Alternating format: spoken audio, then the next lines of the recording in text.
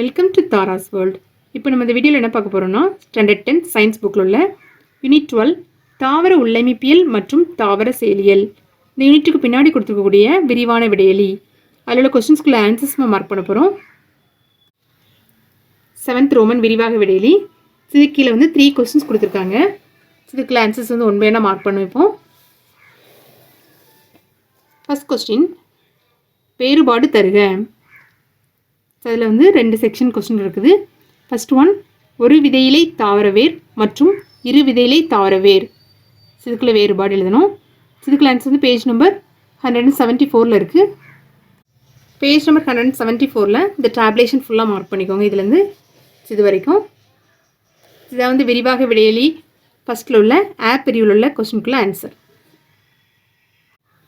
Next இதில் உள்ள second question, காற்றுள்ள சுவாசம் மற்றும் காற்றில்லா சுவாசம் அதுக்குள்ளே வேறுபாடு கேட்டிருக்காங்க. இதுக்குள்ளே ஆன்சர் எழுதிக்கோங்க.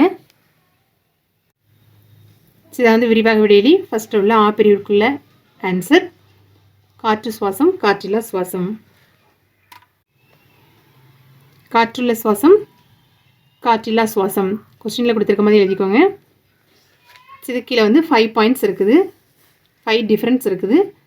இந்த 5 டிஃப்ரென்ஸ் ஒன் பை ஒன்னாக எழுதிக்கோங்க. இது ஃபஸ்ட்டு பாயிண்ட், இது செகண்ட் பாயிண்ட், இது third point,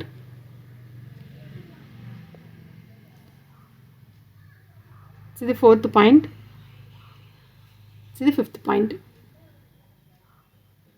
so one by ஒன்னாக நீட்டாக எழுதி வச்சுக்கோங்க. இதான் விரிவாக விடையலி ஃபஸ்ட்டில் உள்ள ஆ பிரிவுக்குள்ள ஆன்சர். நெக்ஸ்ட் செகண்ட் கொஸ்டின், காற்று சுவாசிகள் செல் சுவாசத்தின் போது எவ்வாறு குளுக்கோஸிலிருந்து ஆற்றலை பெறுகின்றன? அதற்கான 3 படிநிலைகளை எழுதி விவரிக்கவும். இதுக்குள்ள ஆன்சர் பேஜ் நம்பர் 180 இருக்குது.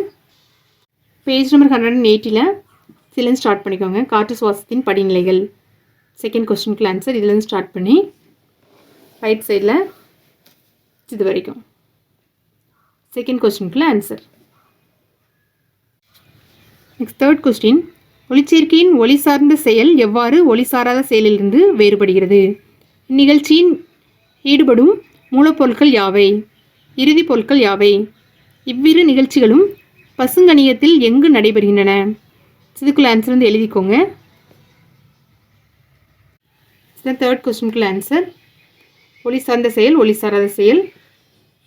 அது எவ்வாறு வேறுபடுகிறது? ஒளி சார்ந்த செயல் ஒளி சாராத செயலிருந்து எவ்வாறு வேறுபடுகிறது அப்படின்னு சொல்லிட்டு கேட்டிருந்தாங்க. ஸோ இதுக்குள்ள டிஃப்ரென்ஸ் ஃபஸ்ட் எழுதிக்கோங்க. டிஃப்ரென்ஸ் 3 பாயிண்ட்ஸ் இருக்குது. 3 பாயிண்ட்ஸ் நீட்டாக எழுதிக்கோங்க.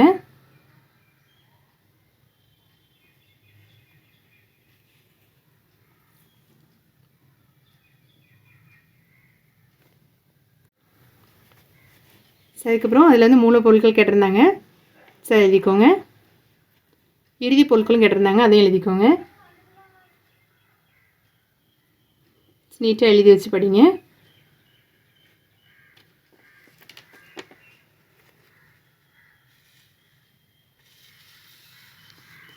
அதுக்கப்புறம் பசுங்கணியத்தில் நடைபெறும் வினை நடைபெறும் இடம் சதம் கேட்டிருந்தாங்க. சதம் எழுதிக்கோங்க.